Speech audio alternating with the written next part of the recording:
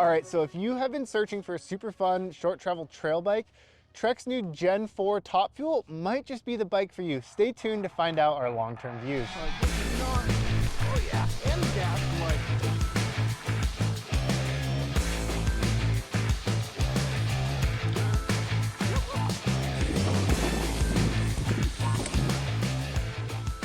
All right, so today we're gonna dive into the details on the Gen 4 Top Fuel. It is a 120 rear, 130 front trail bike that packs a serious punch. Before we get out on the trail to see how this thing rides, I just wanted to cover some of the basics. Our bike on test is a Top Fuel 9 with the aluminum frame, which is one step up from the base model offered by Trek. Prices for the Top Fuel range from $2,699 all the way up to the decked out $10,499 carbon frame version. Our 9 comes in at $4,799. All right, so we're switching things up. We're gonna leave the geo and the parts specs for later on in the video. If that's all you're interested, go ahead and use the markers, scrub over. But for now, let's get out on the trail and see how the Top Fuel rides. Trek's 4th gen Top Fuel. 120, 130, peppy little thing. Oh my gosh. Phew. First impressions on this bike. It just eats chunk so good for a little 120. Like, this is not, oh yeah, and the gap, yo. It just is super easy to live with day in, day out.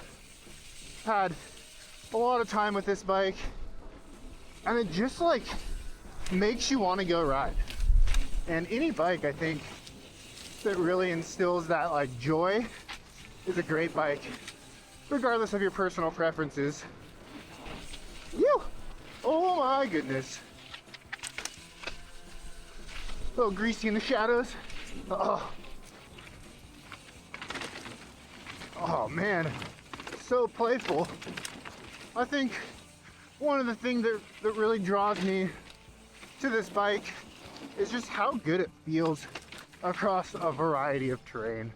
Sick trail, sweet bike. One of the main things that makes a good trail bike is just that, being able to perform across a variety of different terrains. Woohoo! That was a cool little gap.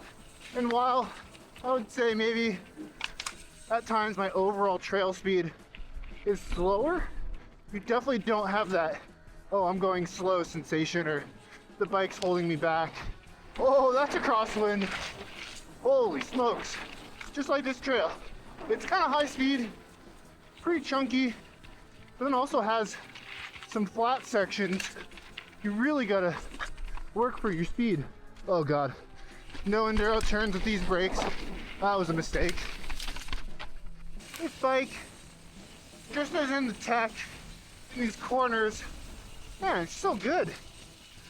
I have a very, very connected feel to the bike, and understanding where grip is, where I can put my weight, where I can't.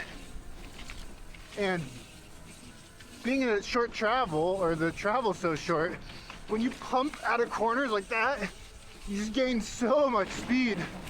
Woo! Oh God, did not scrub that enough. Yeah, it's very predictable in like where the traction is. Leaning it over. Woohoo! If I could just stay off the brakes, I could be going fast.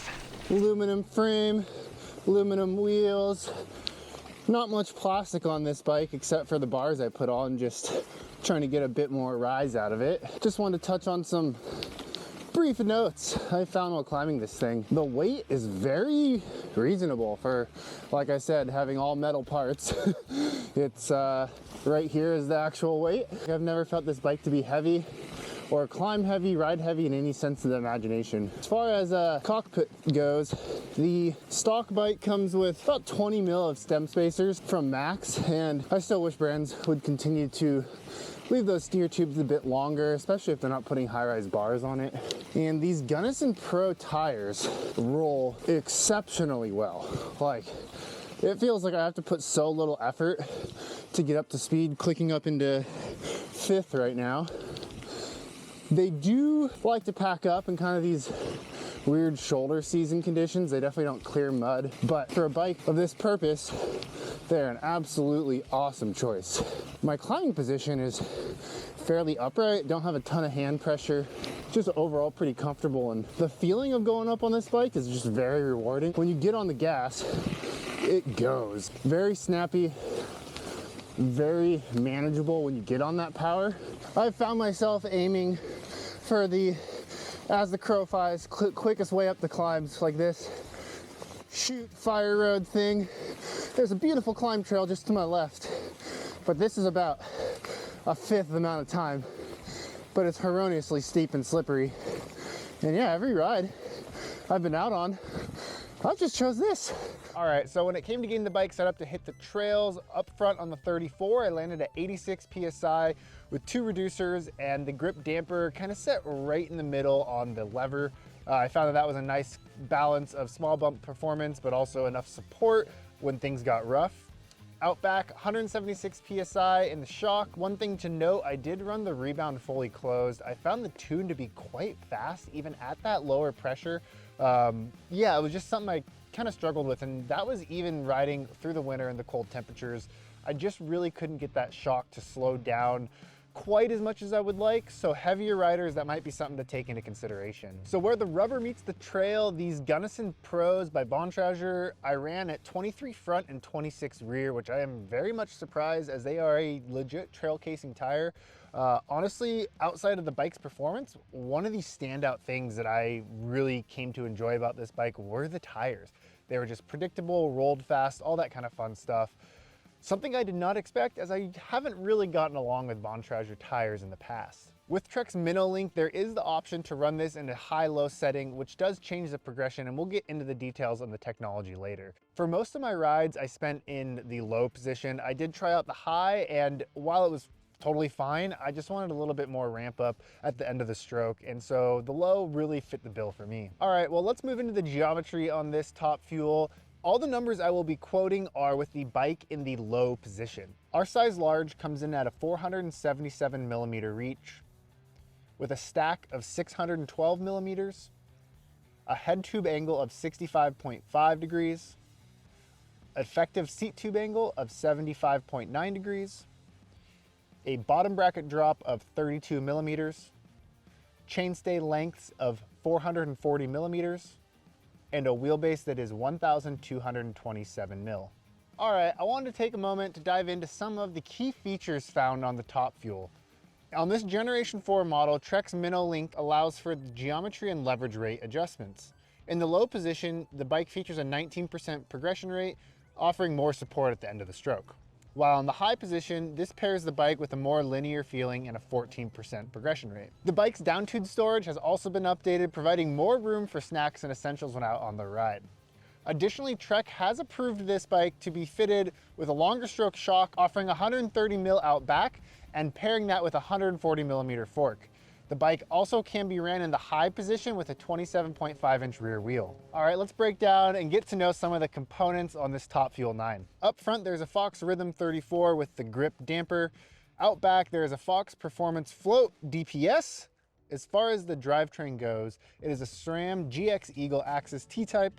When it comes to brakes, SRAM also delivers with their level bronze spec 4-piston offering. Wheels are Bontrager's Line Comp 30s, both front and rear. As well as the tires from Bontrager, they are the Gunnison, and they are 2.4 inches wide, both front and rear. When it comes to the dropper, there is also a Bontrager product here with the line dropper at 170 millimeters. So I wanted to take a moment to kind of compare this bike to another short travel bike I reviewed late last year, and that is the Norco Optic. The bikes are generally, I would say, kind of in the same category, with the Optic leaning more towards the aggressive downhiller side. But with that said, you know, the Optic is high pivot, this is not. You would think that that high pivot bike would be a little bit more smooth and plush through the chunk. I actually found this to be like significantly more comfortable all around, whether that's climbing, riding flow trails, and even when it gets really rough and under big compressions. I just found the ABP system and the MinnoLink setup on this Top Fuel to hands down take the win over the Optic. With that said, the Optic's more aggressive geo definitely lends itself to be more aggressive and allow you to push outside the bike's limit, whereas The geometry on this bike kind of keeps you within its limit. It really tells you, when you're riding above its weight class, and there's still some margin for error there when it comes to rider ability and being able to put this thing in some serious terrain. One of the main issues on the optic that I had was that 34. I just could not get it set up for whatever reason on this bike and this geo and everything that's going on with this equation. I really enjoyed the 34. I think that's a perfect complement for this bike. With the optic, the geo lended itself to charging hard, like super hard and really aggressive. And that's when that flexy front end of the 34 kind of showed light. Whereas even when I'm charging on this, the geo does hold me back just enough to allow the bike to kind of stay and ride in its own category. That is by no means a negative. It's just something that I've noticed kind of when comparing it to a very aggressive short travel bike to kind of, I would say, more of an all-around do everything short travel bike.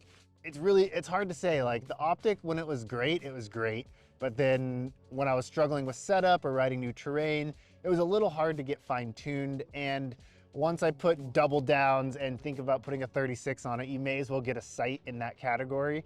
Whereas this, how it is phenomenal. It does everything here at Beacon.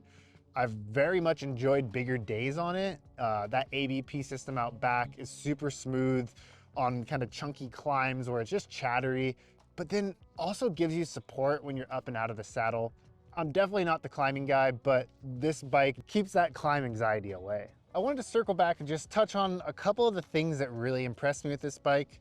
Number one, that rear end feel. For 120 millimeters to be so supple and just very comfortable in a variety of terrain, it really goes to show Trek took a lot of time developing that ABP system and putting it to good use on this top fuel. Yeah, it's hard to explain. When you think of 120, you think super firm and supportive, but man, when this thing gets going through kind of that high speed chatter, it sits in really nice and doesn't deliver a lot of feedback through your feet. Secondly, I mentioned it before, the Gunnison Pro tires. I would say trail tire wise, one of my favorite. The front definitely leaves some grip to be desired in certain trail conditions, but as an all around kind of year round trail tire, I've been very impressed. And to the likes of like a Dissector, which I don't generally get along with, and then looking at Bontrager's other tires that I really haven't gotten along with so well, these Gunnison Pros, I would recommend them hands down on any short travel bike, regardless of the conditions. Sure, super mucky, they're not gonna be great, but you see the tire, you look at the tread pattern, you know what it's aimed at. They roll great, have incredible support on the sidewalls, even at down to like 24 PSI out back. Man, yeah, I'm just kind of a little speechless with how much I actually like these tires. And the third thing, just kind of the overall package of how fun and capable this bike can be in a variety of scenarios, whether that's kind of chilling, just going on an after work ride, or really pushing hard when you're feeling your best. It's very surprising how capable such a short travel bike can be and how comfortable it can be all day as well. Well, there we have it, the 4th generation Top Fuel, a bike that does well in so many areas, yet with very little sacrifices. If there's anything in this video that I missed covering that you're wondering about, go ahead and drop them in the comments below. I'm happy to help share some more light on the experience I've had with this bike. If you're interested to learn more specifics, go ahead and check out the article on the loamwolf.com. I know we say it a lot in every video, but yes, subscribe. If you have not yet subscribed, please do so, as it really helps the channel grow and allows us to bring you fun product reviews like this. Until next time, we'll see you out on the trails.